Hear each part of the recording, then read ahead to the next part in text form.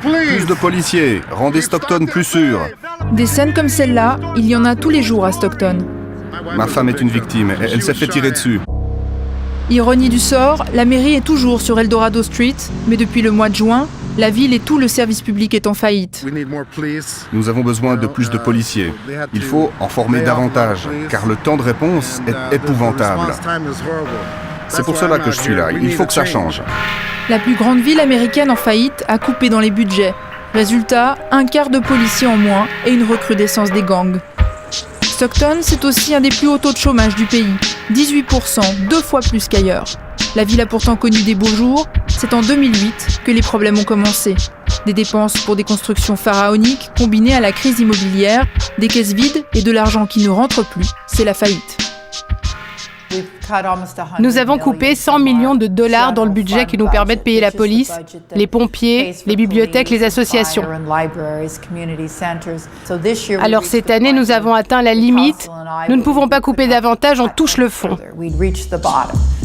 Ces coupes font les beaux jours de la sécurité privée. C'est elle qui prend le relais.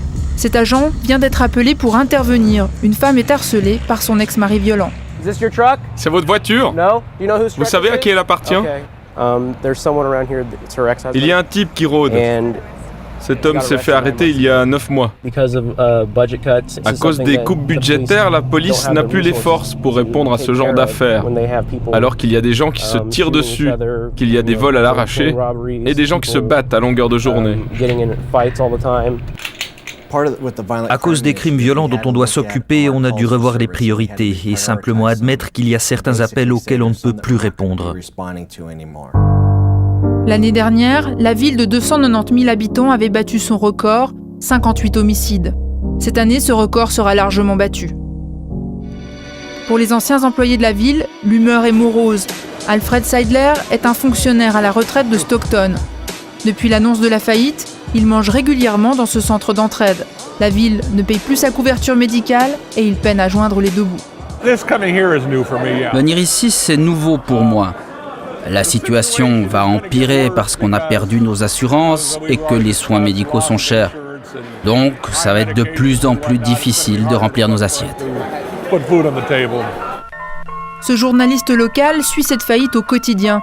Son annonce en juin dernier a été un véritable choc.